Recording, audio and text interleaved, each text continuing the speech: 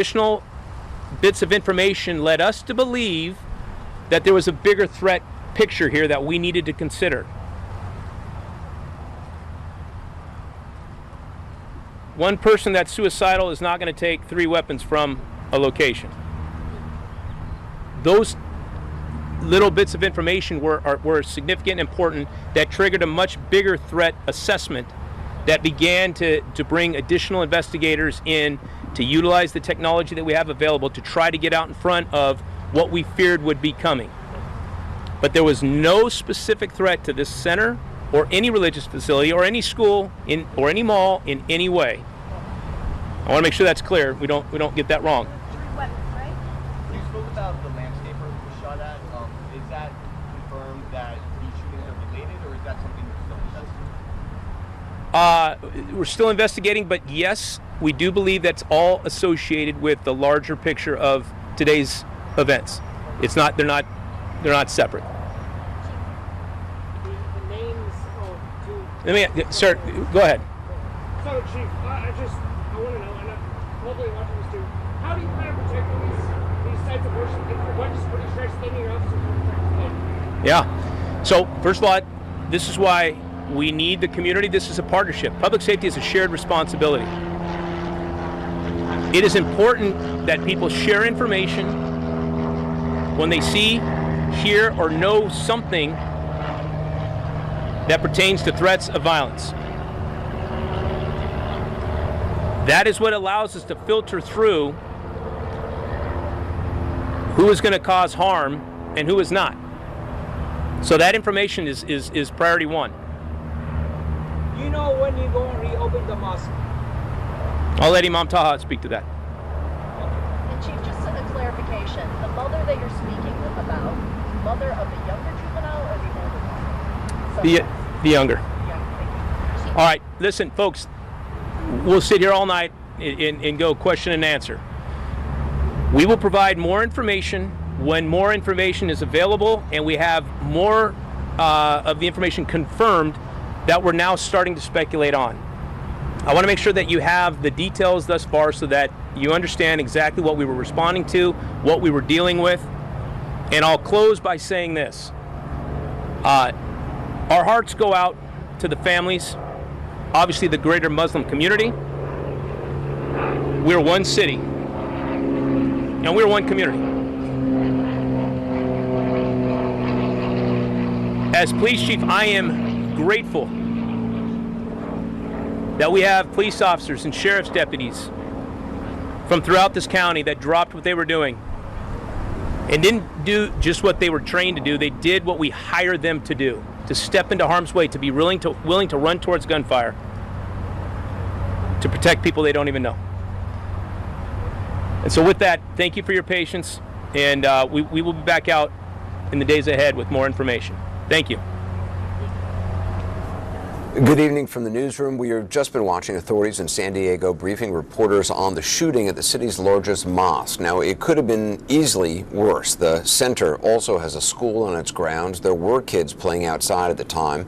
When police arrived, they found a security guard and 2 men dead. A short time later, they discovered 2 more who they believed to be the shooters, both also dead. Their gunshot wounds apparently self-inflicted. Again, officials have just spoken to reporters. CNN's Kyung La is at the scene as she joins us now. So we heard authorities say, Kyung, that they received a call from the mother of one of the shooters this morning. What more have you learned about exactly what happened?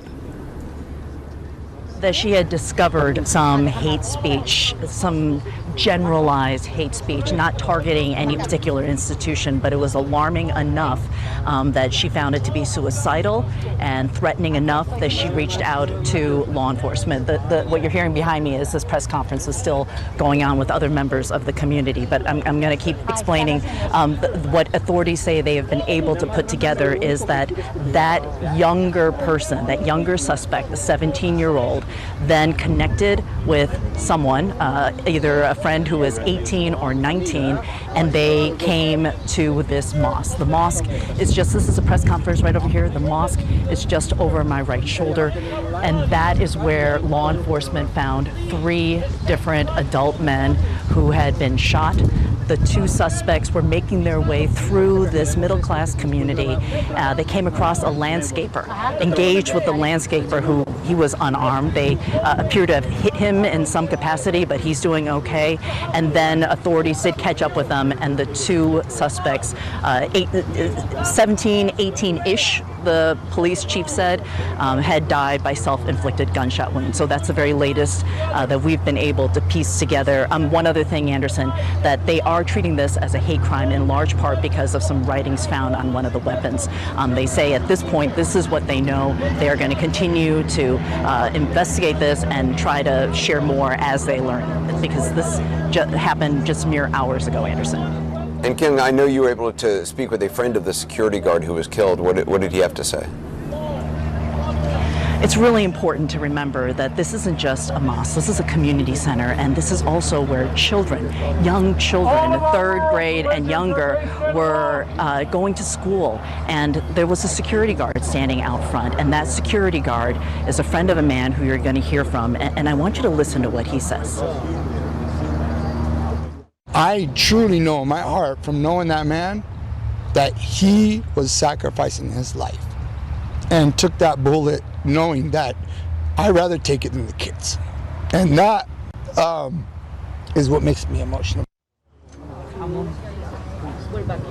And the important thing that he wanted to add, that man, his name is Sam.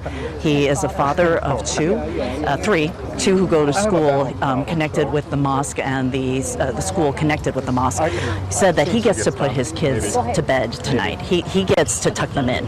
But the security guard, who also has children, that he can't do that. And so that's something he doesn't want to be left unsaid, that a man took a bullet to protect so many children here in this community, Anderson. Kim, I appreciate it. Thank you. Joining us now, two of our law enforcement analysts, John Miller and Jonathan Wackrow. John Miller, you've been speaking with law enforcement sources. What have they told you about the two gunmen? What may have motivated them? Well, these are kids, 17, 18 years old. One of them, as we're learning now, left what is in effect a suicide note, but we are told by law enforcement sources that it also had references to racial pride. It seems that based on the targeting and the fact that there was hate speech written on one of the weapons recovered, where the two young men took their own lives after escaping the scene of the shooting, that this fits into a pattern that we know fairly well. Writing hate speech on the weapon, leaving the notes, the target selection of a mosque, shooting at a landscaper at random during the getaway. Very similar to the New Zealand attack from 2019 by Brenton Tarrant, who in that case killed 51 people and shot 40 more, where he wrote hate speech all over the weapons. In the Buffalo case in 2022, Peyton Gendron, he wrote hate speech all over the weapons, even mentioning Brenton Tarrant. I wouldn't be surprised if you saw one or both of those names turn up in the writings in this case. This is developing into a hate crime that is probably going to be linked to an alt-right culture of white nationalism, white supremacy, and what they call the Great Replacement theory, where people act out violently, murderously, on the idea that immigrants from other countries, that people who weren't born here, that people who don't look like white Europeans are overtaking whites and their opportunities. And this is something that, ironically, wasn't even mentioned in the White House counterterrorism strategy that was released last week, right-wing violent extremism. Jonathan Wackrow is here. How unusual is it to have two people apparently working together in this? I was trying to think, I mean, John mentioned the New Zealand attack. Obviously, there was the Columbine a long time ago that was school-related. There was the attack in New York, the bomb throwing involving two people. It's very anomalous, right? And I think that there are a lot of factors that are present in this matter that are anomalous. It's the fact that there were two attackers. Typically, we oftentimes refer to as a lone gunman or a lone actor, but they're oftentimes influenced by other people. Here we have two people who were engaged in the attack. But their ages, 17 and 19 years old. it's not normal for them to wake up and decide to go out and kill somebody, right? So something preceded this, and this is right what the commissioner was getting to, is that there was some sort of radicalization that they went through, that they felt it was right for them to go and launch this attack against this Islamic Center, this symbol of that community in San Diego. That again needs to be looked at, with a microscope to really understand, did that radicalization come online? Were they radicalizing each other through, this Christian nationalism, this white nationalism movement that John was just talking about, or these other factors? So what we do know as a denominator, hate is the motivator here. It was the motivation for their attack. But we need to get better and smarter at how this radicalization happened so quickly, and happened really in silence. This didn't basically follow the pattern of violence that we've seen, this pathway to violence where it's grievance, ideation, planning, this whole attack cycle goes through before they launch. These are people that literally got up, took some guns from home, dressed in camouflage, and went out and launched this attack. Breaking news, we've got some new details coming in about the deadly shooting at the largest mosque in San Diego tonight. 3 killed, 2 suspects also dead of self-inflicted gunshot wounds. Now, officials say that there was hate speech scrawled on one of the weapons used in the shooting. And now police departments across the country are increasing security at mosques and other houses of worship. Kyung Wha is there. She's on the ground out front in San Diego. And Kyung, just as we were watching this all unfold, the mass police presence there, so much concern. And then, of course, sadly and tragically, multiple lives lost. What more are you learning about what happened? Well, I can tell you is that as we're driving up here, you are seeing parents picking up children, and we're talking about really small children, preschool age kids, kindergarten age kids, and the parents have this look, as you said, Aaron, of palpable fear. There is a lot of concern here, especially when they hear those words that this could be a hate crime. As far as the information that we're trying to gather right now, I'm going to kind of walk you through this crowd. You can see that there's a really large contingent of press here, and then over there in the center, what we are expecting to hear from very, very soon is the latest update from the FBI, from the police, the local police here, as well as religious leaders. And I just also want to have you pivot this way, Greg. This is where the mosque is. We're actually quite close to the mosque, and when I've been talking to people who know this mosque, who have grown up here, I talked to one man who went to kindergarten at the school inside that mosque. He said that it's really, even though this is the largest place, this feels like a very small community. And so let's take a look at this community. Where did all of this unfold? And then if you try not to trip here, this is Clairemont Mesa. It's a neighborhood here in San Diego, and it's a community I actually know quite well. This is a blended community known primarily back in the day when I lived here in San Diego as a predominantly Asian American community, but it's really become very diverse. But you can see these houses. This is a normal middle class community. So to see parents walking with their kids, it's not unusual. So how did this unfold? From that mosque that you saw, all of this unfolded here in this neighborhood, and then the 2 suspects, from what we understand and have been able to piece together so far, somehow made it into that neighborhood just several blocks away. So we don't know if they were traveling by foot or by car. It's very hard to piece this together right now, but that is what we are hoping to learn, Aaron, as we figure out just a few more details. The big question, let's start with the victims. 3 men. At this point, there's a lot of people saying there's probably people they know at the mosque. They don't know at this point if they're educators or there has been a convenience store that was in there. There are a lot of people who use this community center as a place not just of worship but of community, so they don't know who those 3 people are. And then the larger question is, who is the 17-year-old and the 19-year-old man? And at this point, they just don't know yet. We're waiting to hear the very latest, and we are anticipating, Aaron, that this information could be coming very soon, as this press conference is expected to start any minute now. I mean, we're running about 25 minutes late. Authorities said that they thought it was going to happen at 7 o'clock Eastern. I can see some officers kind of gathering near the mics, but it does look like they're being held up for some reason. So yeah, so I mean, I guess the question is what, and I know we're waiting to take that as well live. Kyung, you know, I mentioned one of the things we knew that the so far police had released that there was hate speech scrawled on one of the weapons, but it sounds like other than the general age of the suspects and that they died by self-inflicted wounds, that we don't know much more at this point? We don't know much more, and we don't know the landscaper who the San Diego police officer, the police chief, mentioned in the last news briefing, what the landscaper had to do with this, if anything at all, or just happened to be there. Thankfully, that landscaper not seriously injured. There was a miss. But yes, I mean, it's all of this. Who are these people? What was the motive? And it's really important for the parents who are picking up their kids. And by now, most of the kids have left the school. They have started to clear everybody out of here. And that's really the big question is, you know, what and why. All right, Kyung, thank you. Please stay with us. I know you're sort of there with others trying to get that press conference live, but keep us honest, and I'm going to keep bringing you in here as long as I can before they start speaking. I just want to also add Greg Erie to the conversation, former FBI special agent in charge of the Newark field office, and he was also an FBI domestic terror operations section chief. So, Greg, you know, when you just listened to the latest that Kyung is reporting there on the ground, talking about the community and the mosque and the role it served, the very, you know, incredibly young age of the children inside, sources are saying all we know is that there was this hate speech scrawled on one of the weapons, and that the suspects were teenagers, late teenagers, 17 and 19 perhaps is the ages we're being given. We'll see if we get an update in just a couple of moments. But what does this say to you so far?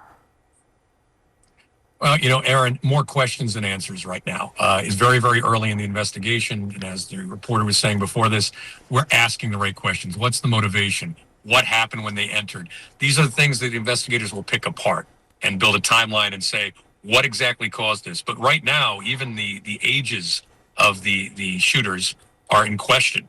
And I'm sure there are people on their way to the houses, talk to the families, talk to the relatives, the neighbors.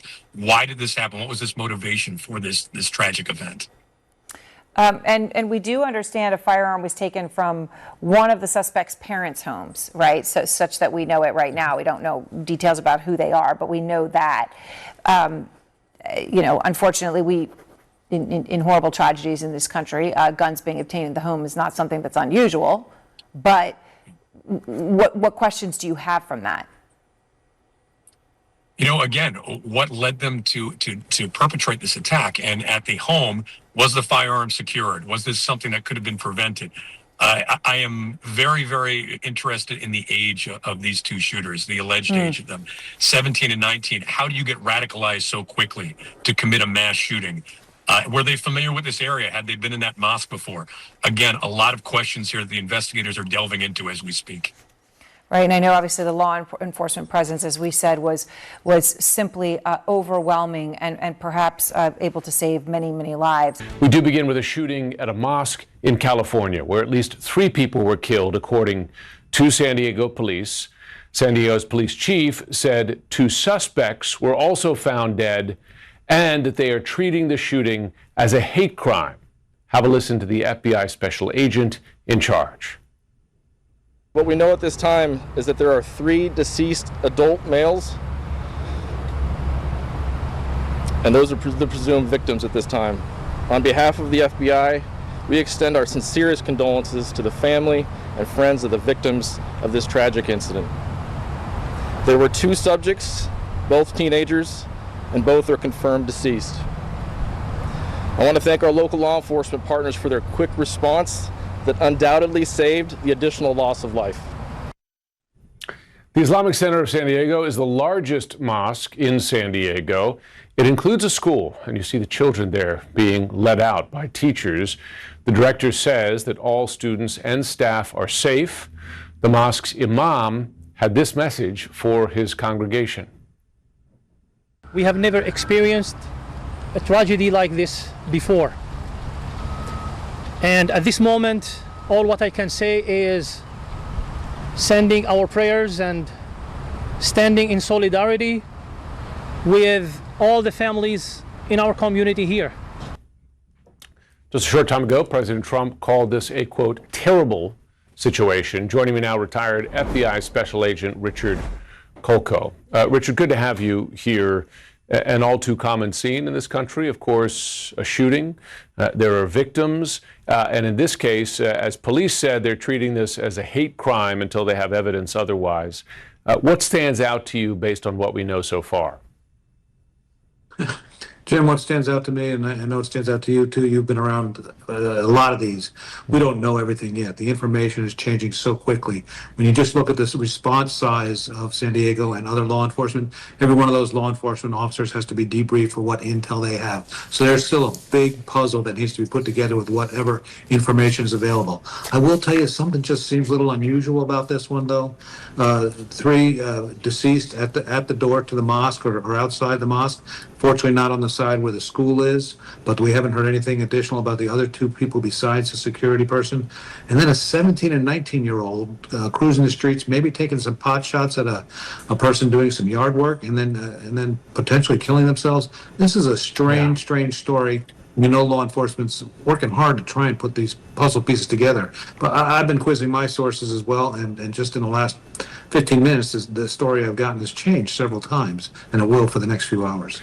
Yeah, those details, and again with the proviso that this is early, stood out to me as well. Teenage attackers that may have taken their own lives does not fit a typical profile for an attack such as this, although I suppose, there is some variation. Any explanation that you can come up with? I'm gonna, everybody's theorizing here or hypothesizing.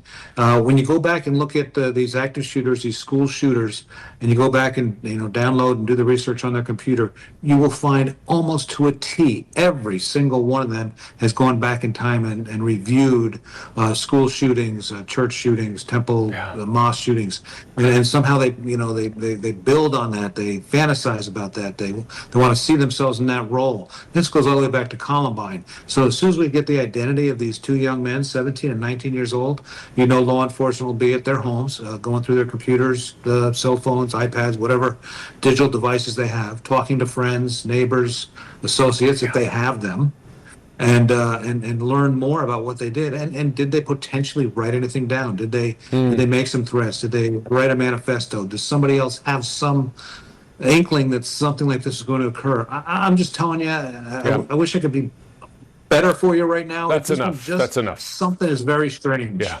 It's early, so we'll continue to follow details. I do want to ask you, because we have seen a rise in anti-Muslim crimes and incidents in the past several years. The Council on American Islamic Relations received 8,000, close to 9,000 complaints across the U.S. last year. Has there been a response from law enforcement, security, et cetera, as a result of those figures? Well, those, and also on the Jewish side, we know that those have gone up dramatically as well. I know for a fact that the outreach efforts being done, not just by the FBI, but state and local law enforcement, has been just tremendous to try and interact with these different groups, provide the safety and security that they need at their homes of prayer, houses of prayer. And I'm spending some time down in Florida. You drive by the temples, you drive by the mosques anytime. I see a sheriff's deputy's car out there all the time. They're making their presence felt, just to make their presence felt, which is doing what they can to help protect their communities. And that's not just, we saw immediately as soon as this happened in San Diego, California, as far as you can get from New York City. New York NYPD put out a notice that, they're stepping up security at their mosques in New York. So everybody's concerned across the country about this going on. And can this inspire somebody else to do this? All right, we're following our breaking news. You can see it there, the huge police response in San Diego as there are reports of an active shooter at the Islamic Center of San Diego. Let's bring in Michael Alcazar, retired NYPD detective. Michael, we're now being told or hearing from authorities that this is an active but contained situation. What does that mean? So they'll tell me that they breached the location. Law enforcement has breached the premises, and they potentially may have identified where the shooter is. So we might be dealing with a barricade shooter. So the goal here is to extract all victims. Hopefully they can move them safely and quickly while they contain the shooter. We're still working to get details on who those victims may be and what status they might be in. We have not heard many details from law enforcement at this point. In fact, we should go to Josh Campbell because, Josh, I understand you might be learning some new information.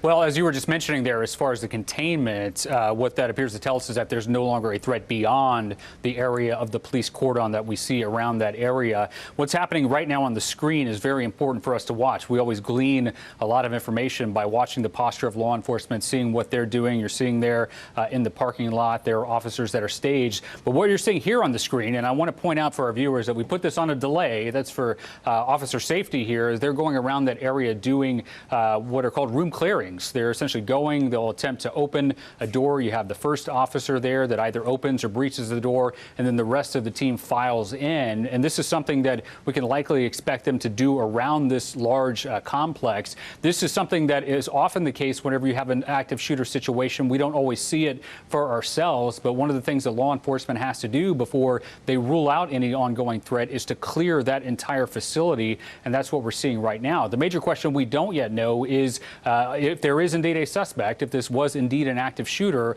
Authorities to this point have been calling it a reported active shooter. What is the status of a potential shooter? Is a person in custody? Was there an exchange of gunfire? That's all the detail right now that we are still waiting to hear. We do know that over the course of about the last 20 minutes, they've been bringing numerous people out of that house of worship. This is a place where Muslims come to worship, according to the mosque. You know, they're 5 times a day they'll come. They have special sermons as well. So it's a very active place where you have people from the Muslim faith in and around the area coming there on any given day. And we saw them coming out, including children. But now we're waiting for details on the particular status of a suspect, if that's indeed the case. And of course, are there any victims? That is something that we're still waiting to hear as well. The final point I note is that often in these very active situations, people obviously want information. We want to know, but just look at the law enforcement posture there. Their focus right now, as we can see, is on trying to determine what happened and trying to clear that area. So the information may follow, second to that, but obviously we're continuing to ask authorities about the latest. We're waiting additional information. All the local, state government officials are saying they've been briefed on the situation right now. Everyone is monitoring, again, waiting for those specific details about the nature of what actually occurred. Yes, and we are being told that we're seeing actually in some of these pictures really nervous parents who are lining the streets. They've obviously gotten word of what has happened at this center that also is home to the Islamic School of San Diego. So you have children of all ages, presumably, in that center. It's a school that is housed on the campus of this center. So a lot of parents incredibly concerned. And there's a reunification center, the San Diego Police Department is reporting, in the off chance that any parents are listening to this, on the Twitter account for the San Diego PD, you can find that information for where that is, that reunification center. Ed, that tells you something. If they're establishing the reunification center, Ed Davis, if you can join us, they're establishing this reunification center. What does that tell you at this point in time? The reunification center is a vital component of one of these incidents. While the police officers conduct their searches and secure the areas, there are always concerned parents and relatives of the potential victims that are descending on the scene.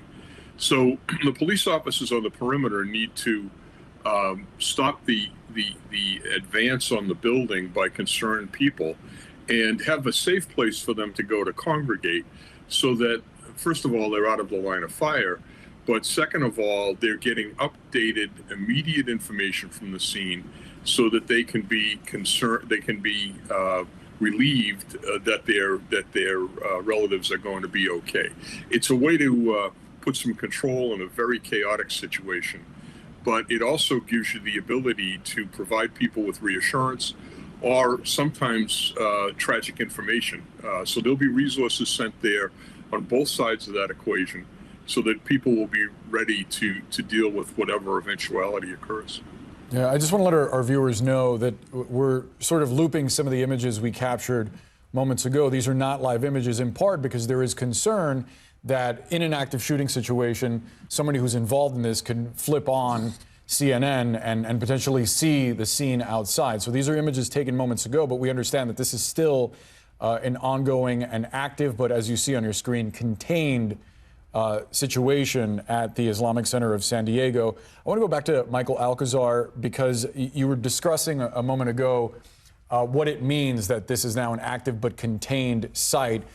Take us through the actual process of clearing rooms in this building and identifying where an active shooter might be. So law enforcement is trained to push towards where the shooter is, right? And it sounds like by the reporting, they might have identified a shooter.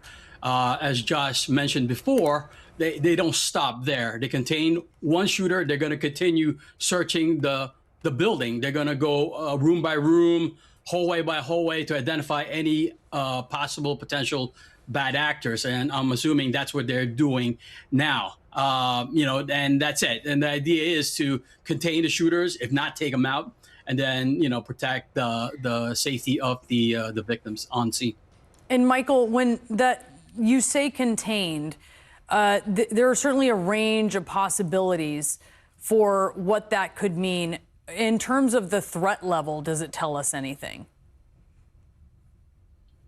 I mean, if the shooter's contained, that doesn't mean he's not armed. He could just have barricaded himself. That's a situation that usually happens. So if he's contained, the law enforcement, the SWAT, the emergency services responded are just keeping him at bay until he surrenders or they take him out. So contained doesn't necessarily mean it's a safe situation. It's still volatile and fast moving. So police are doing their due diligence to maintain safety for everybody while at the same time keeping the shooter contained and at the location, if he's barricaded in a room perhaps.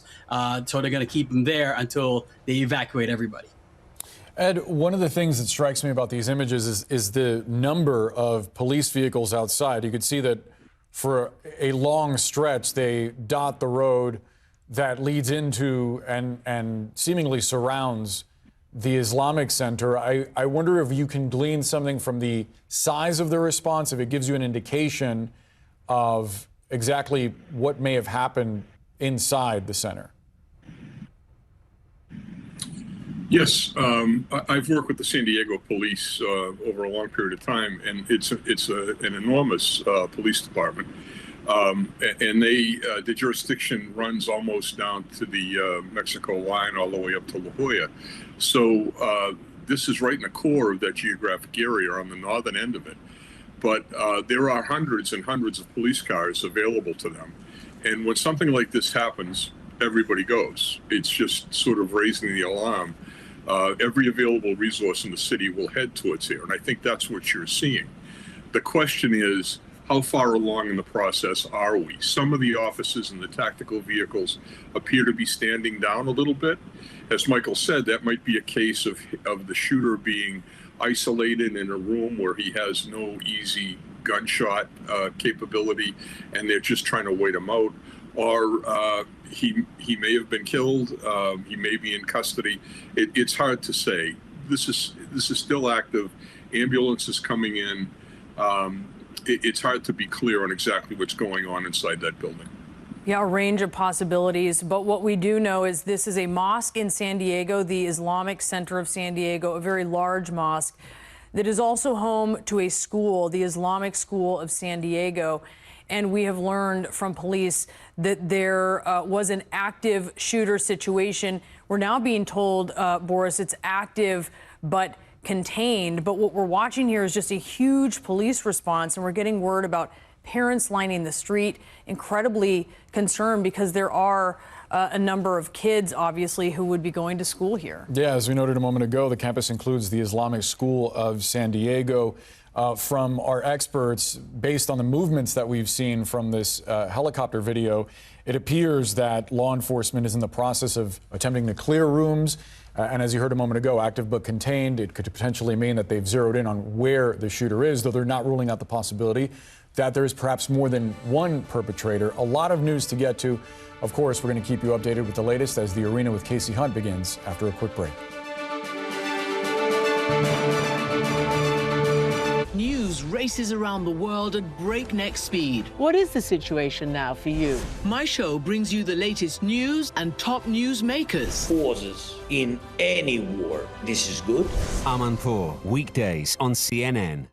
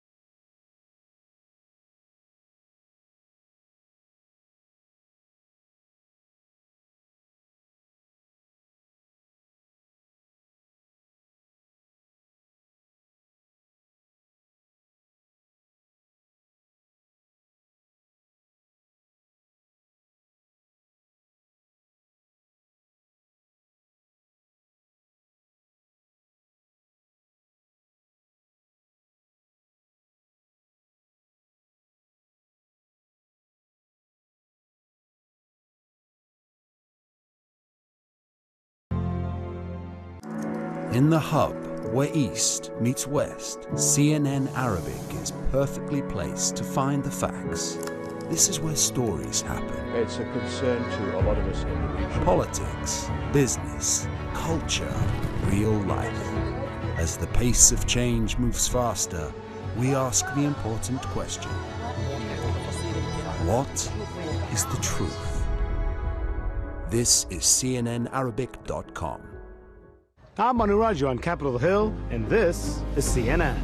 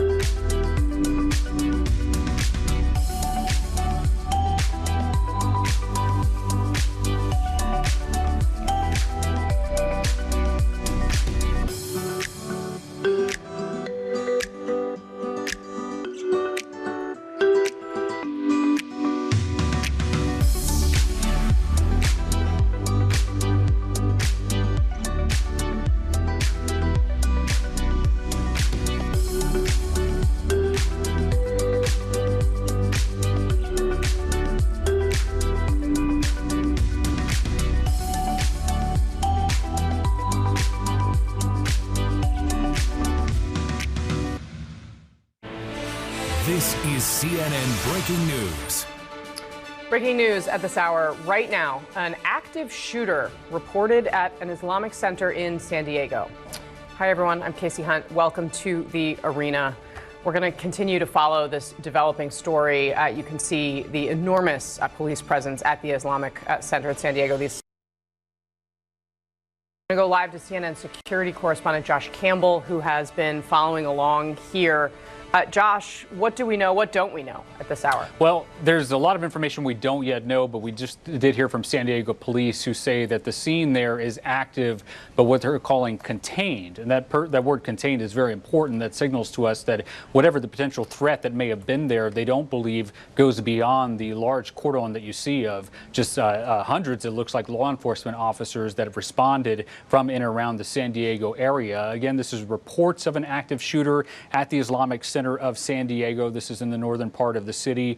Now, the details, as I mentioned, are very limited, but we did see this mass influx of law enforcement at the largest mosque there in San Diego. And earlier, and I'll tell our viewers right now, what you're watching on screen, and as we see the officers there moving around the building, we have purposely put that on a delay, and that is for officer safety purposes as they go around the building. But we see this appears to be a methodical clearing of that facility where you have the tactical teams that will stage outside. They'll breach an entry or open a doorway, and then the team goes in. This is typically what we see in the wake of reports of shooting incidents, where they have to go through, again, the entire property to ensure that there are no additional threats, that there are no additional victims. There's still very little we have right now on a potential suspect or whether indeed shots were fired at all. Again, authorities were saying that there were reports of an active shooter, so we're awaiting those details, also waiting information on any potential victims.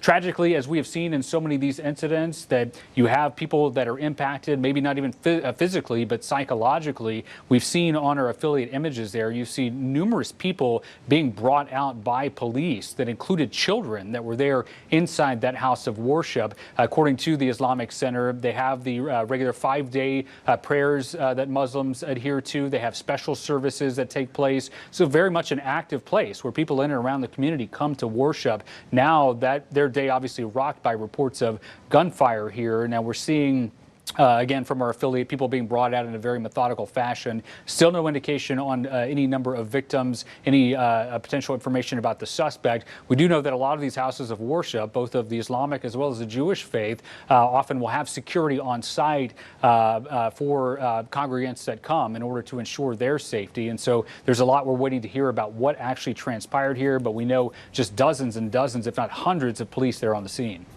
Yeah, Josh, can I just follow up by asking you about that? I mean, it is visually incredibly striking to see the sheer number of cars. Can you offer any perspective from your years both working in law enforcement and also covering it for us here at CNN as to what this may indicate, how often something like this may happen? Yeah, well, when I was with the FBI, I worked closely with the San Diego Police Department, and this is an agency that has a very large area to cover, but they have a lot of personnel, highly trained, but also they work very closely with the multiple law enforcement agencies that are around that area, the local city, the county, as well as the California Highway Patrol. So anytime you get reports that there is any potential shooter, you'll have this surge of law enforcement that responds, and some agencies will what they call self-deploy. They'll go just in case that they are actually needed. And so we're seeing visually on our screen what appears to be the result of that, where you have just dozens and dozens of law enforcement officers that have responded here outside the Islamic City. They have part of the interstate exit now completely blocked off because it's filled with law enforcement officers that are there on scene. Final point I'll say is that while they have, it appears, more resources than they would ever need there on site, we can tell a lot from the posture of law enforcement. I'll warn people that if you are in the San Diego area, take your cues from law enforcement until they give the all clear.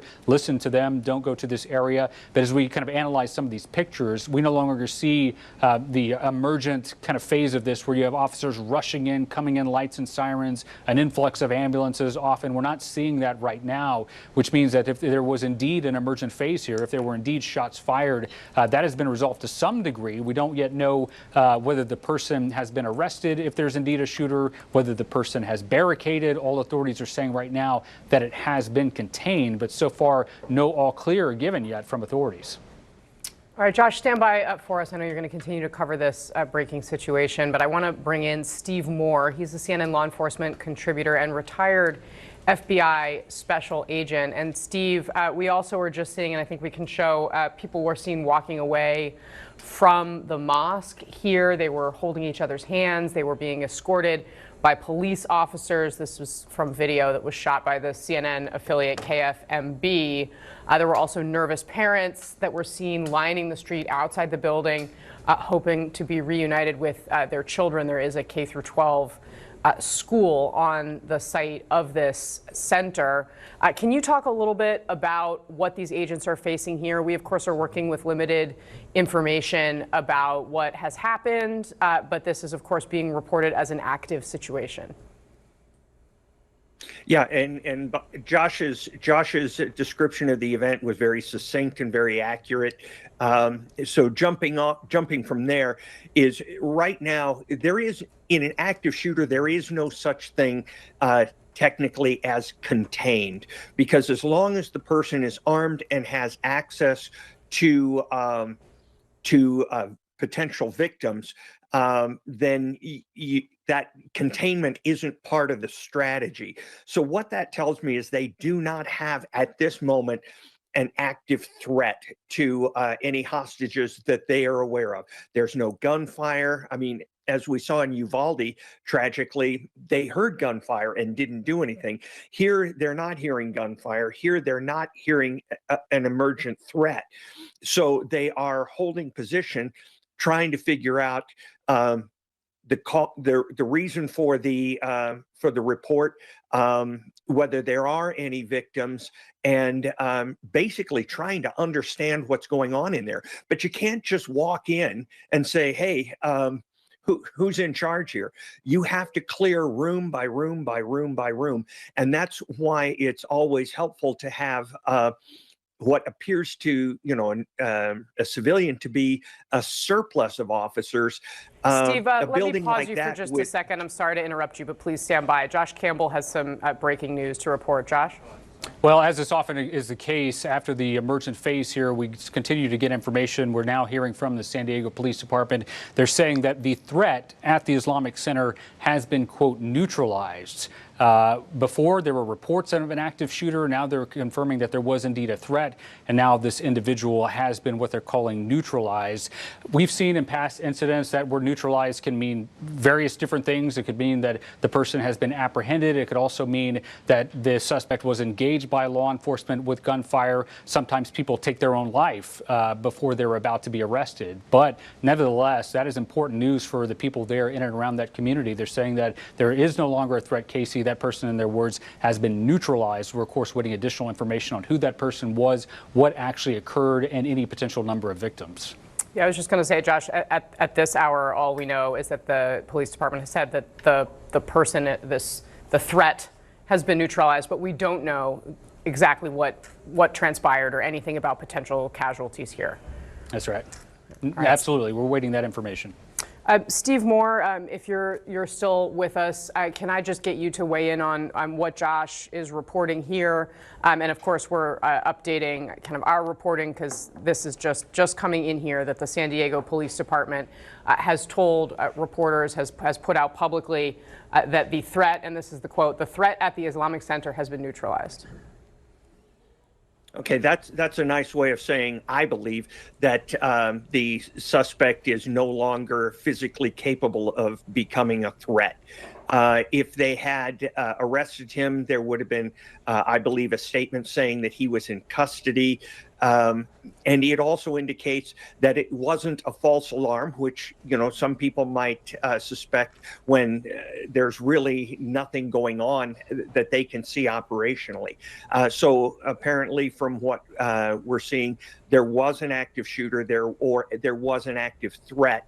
That threat has been, I believe, though I can't confirm to you that it was physically stopped. And that right now they are in kind of a mop-up phase, but a mop-up phase is extremely complicated because you don't know at this point whether there was just one shooter, if there was a shooter, if there was more than one assailant, whether there were devices left behind.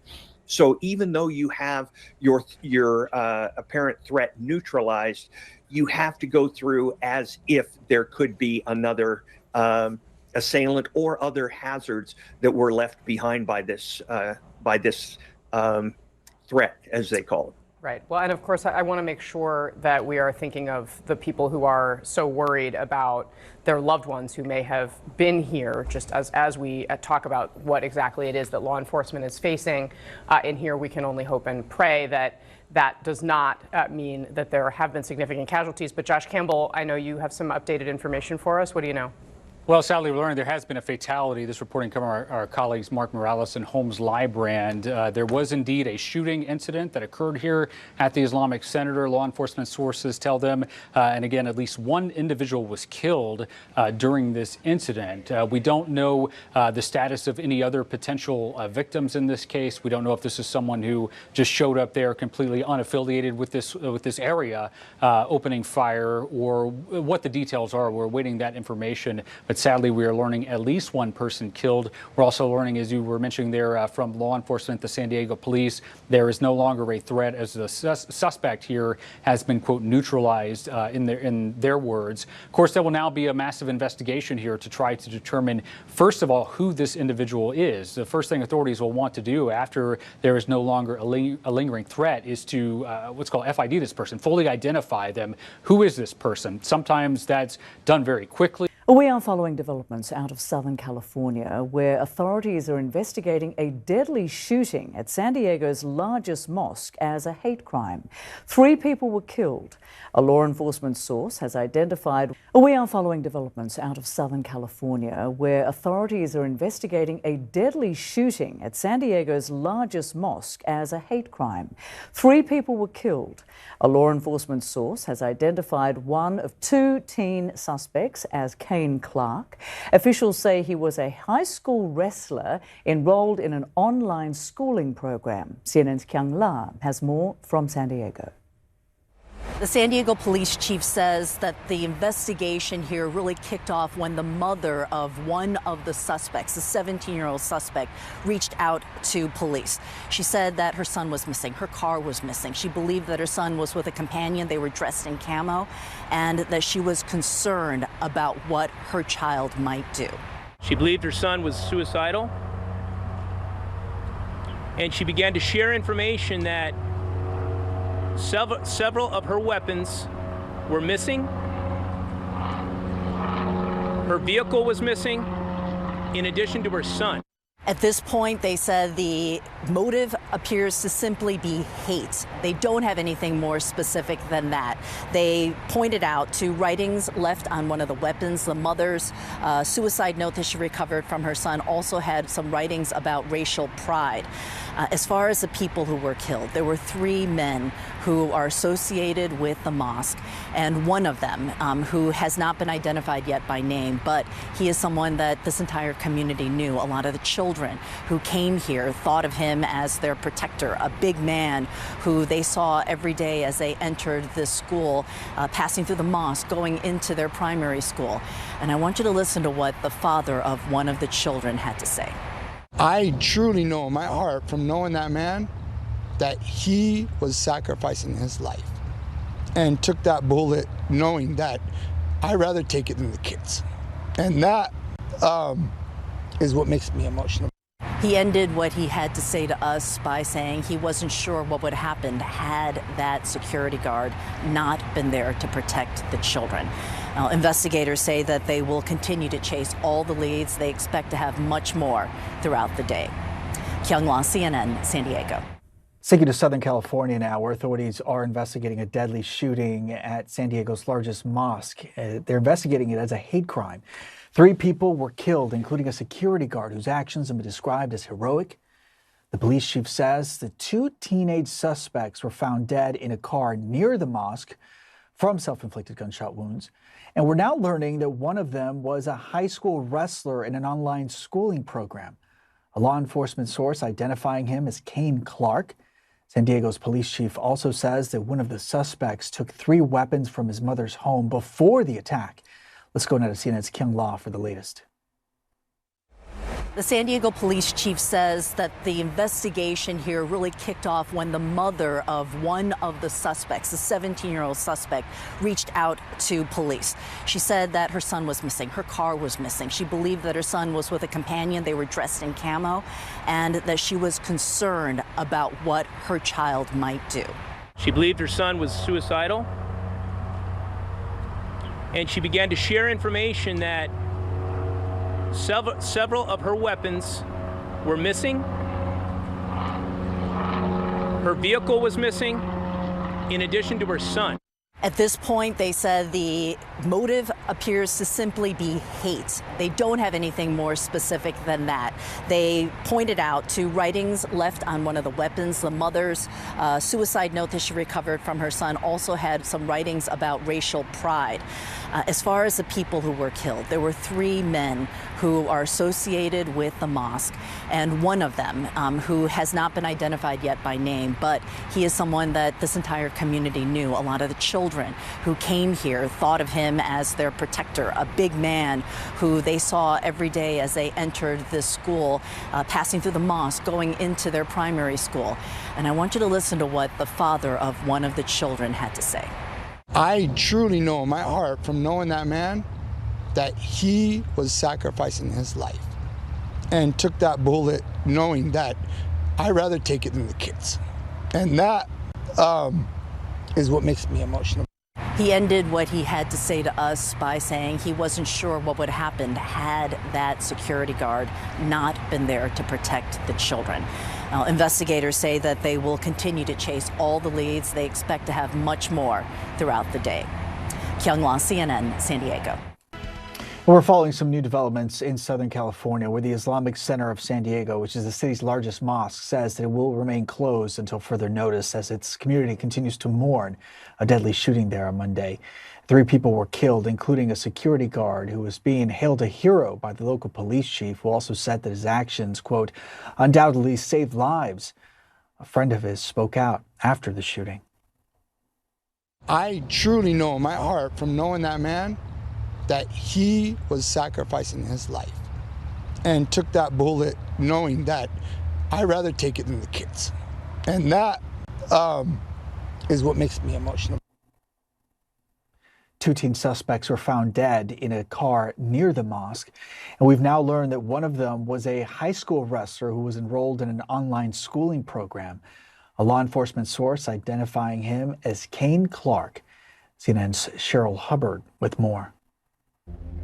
Scores of police cars responded to the Islamic Center of San Diego Monday following reports of an active shooter. We have 3 confirmed adults that are deceased at the Islamic Center. Police say a security guard was among those killed at the mosque. Authorities are still trying to determine the details surrounding the shooting, but police believe that 2 people found dead in a car nearby from apparent self-inflicted gunshot wounds were the suspects. Chief Scott Wahl provided additional information about the mother who alerted them about her son. She believed her son was suicidal, and she began to share information that several of her weapons were missing. Her vehicle was missing, in addition to her son. Police say they're considering the shooting a hate crime. The Islamic Center in San Diego is the largest mosque in San Diego County, according to its website.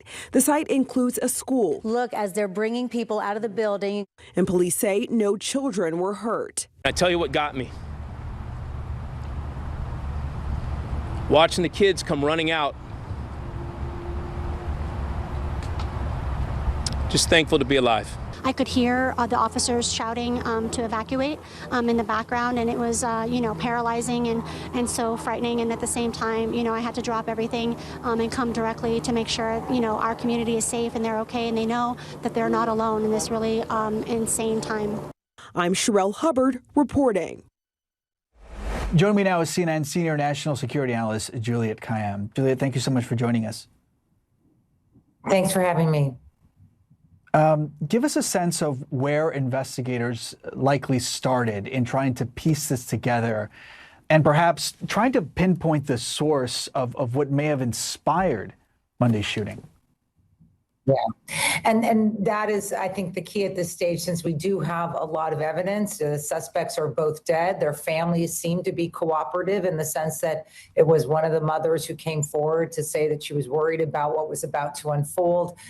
Their weapons are in possession of the police, the cars, manifestos or statements that notice that they have written are. So they are, it's early days, but that's creating a storyline of which that this is sort of a hate crime, as the police said, against the Muslim community. And so the police will now begin, or investigators will now begin to unwind that.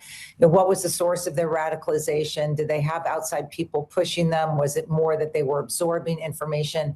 And how did two separate people, friends, but still not from the same family, or not known as two people who might come together for violence, how did that happen? That sort of two assailants in an attack like this it's not uncommon, it's just rare.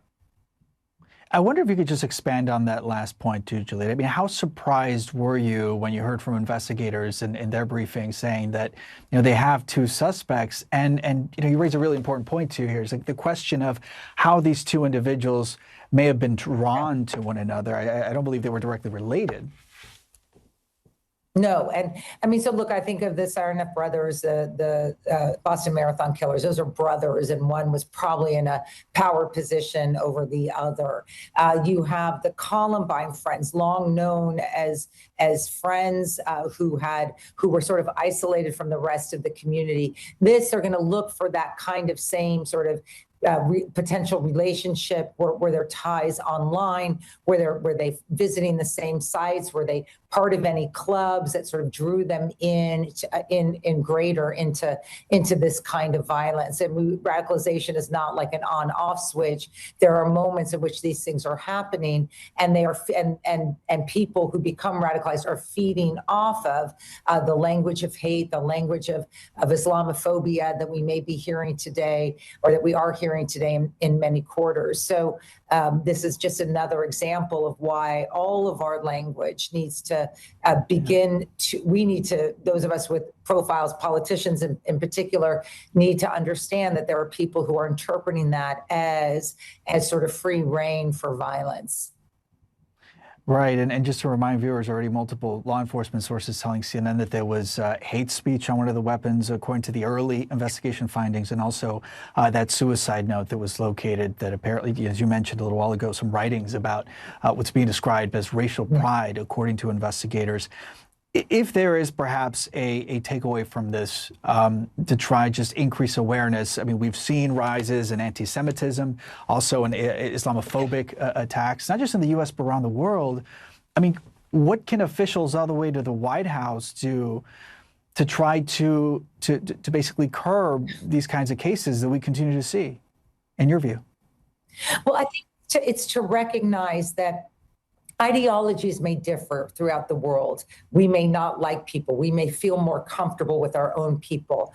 But what is not permissive is to utilize, condone, flirt with violence as a sort of natural extension of that. And that comes from the language of annihilation, the language of my country, not your country. That comes from the President of the United States, and it comes from other quarters of our political discourse. But no one has the same, sort of positioning as we do as the President of the United States does. And I think we have to be very clear about that. We can all begin to tone down this rhetoric, but it's very important that we also recognize that leadership has an important role in radicalization. I think that it's important when you mentioned anti-Semitism and Islamophobia, they aren't opposed to each other. In other words, the forces that hate Jewish Americans are in the forces that hate Muslim Americans are the same forces that all of us have to condemn. It's not a zero-sum game, and I think it's important to remember that. The security guard killed in the shooting rampage at San Diego's largest mosque has been identified as Amin Abdullah, a father of 8. He is among the 3 victims killed, and this morning, The deadly attack is being investigated as a hate crime. The suspects, two teenagers ages 17 and 18, are also dead. Police say their bodies were found with self-inflicted gunshot wounds in a car near the crime scene. The Mosque Center also houses a school. And you'll see some video showing children holding hands as they are whisked away from the scene. The imam later said that all students and teachers were safe and unharmed. Police and those who knew Abdullah say he was a hero who no doubt died trying to protect those children. I truly know in my heart from knowing that man that he was sacrificing his life and took that bullet knowing that I'd rather take it than the kids.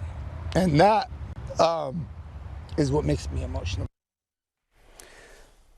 Just hours before the attack, the mother of the 17-year-old suspect told police her son and car were missing along with 3 weapons. Law enforcement officials tell CNN that hate speech was written on one of the weapons used in this deadly attack. CNN's Kyung Law is live for us on the scene early this morning there in San Diego. What can you tell us is the latest, Kyung? Well, Sarah, you can see the grief palpable in that man's interview, and that's really what is surrounding the mosque and the community center and the school that we're standing in here in San Diego. This is the largest mosque in San Diego County, and the questions here for the people who had to live through this, as well as law enforcement, is the why. The investigation is going to start there, the exact why. Right now, as you indicated, this is going to be investigated as a hate crime.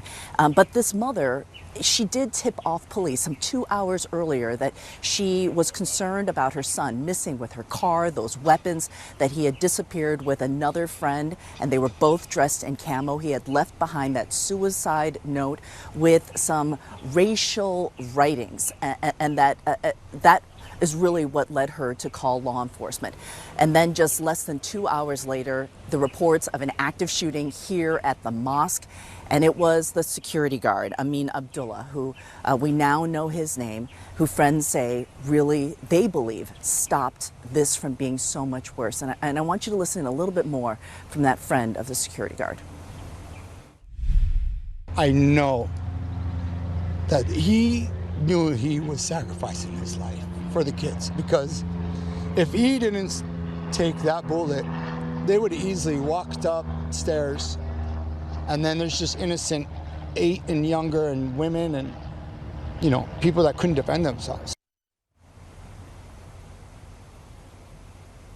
My colleague Scott Glover was able to talk to the grandparents of the 17-year-old suspect, and they say that they really are just stunned that they thought he was a good kid. So a lot of questions today on exactly what led these 2 young people to take this step. Sarah?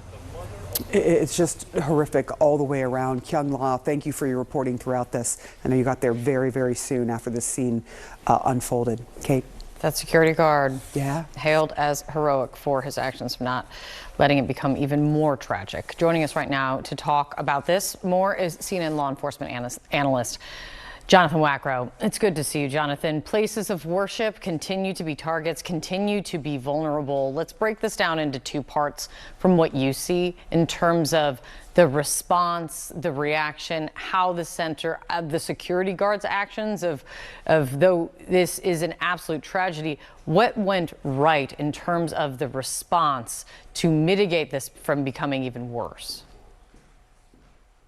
Well, what went right in the response actually happened before the actual attack was launched. When the mother of one of the suspects alerted law enforcement of her concerns, they took that notification and they disseminated it out across their entire force, basically signaling that there is a potential unmitigated threat out there.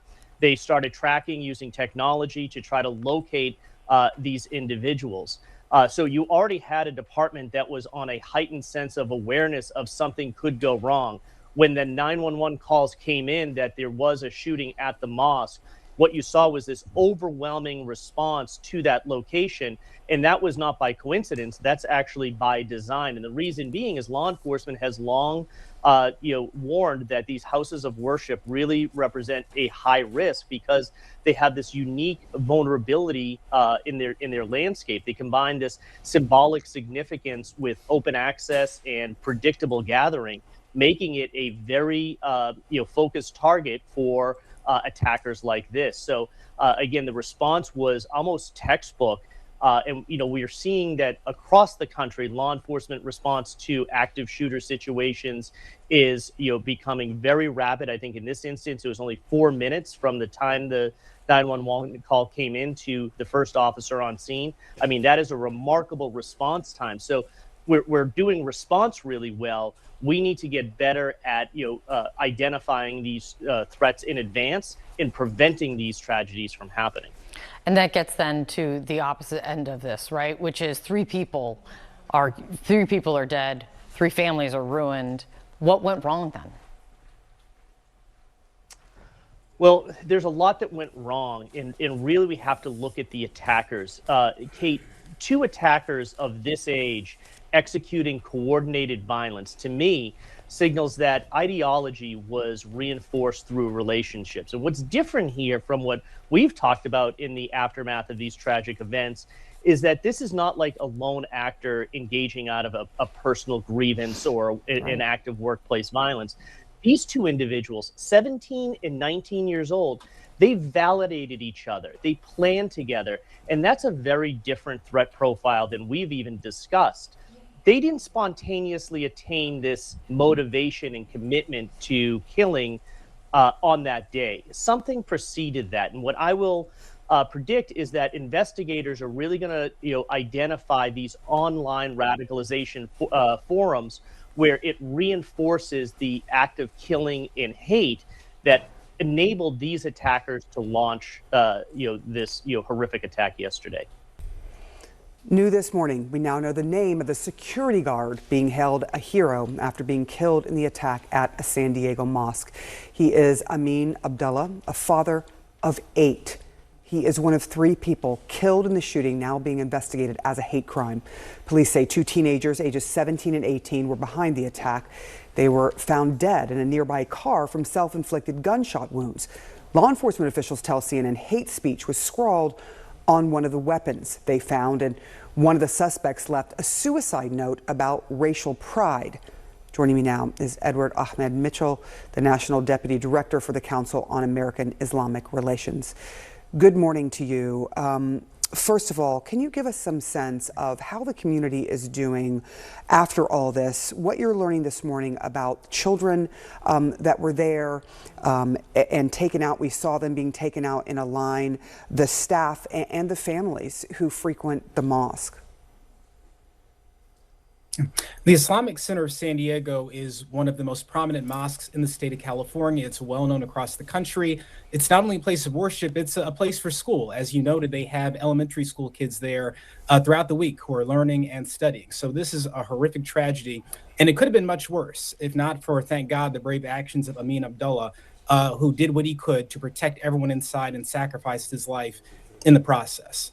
Every mosque in America is aware of anti-Muslim hate, of the threats to mosques, of what happened to mosques in New Zealand and the United Kingdom and Canada. But we never, expected it to happen here, but we prepared for it. This mosque prepared, it was ready, and it should not have had to do this. Anti-Muslim hate is out of control in this country.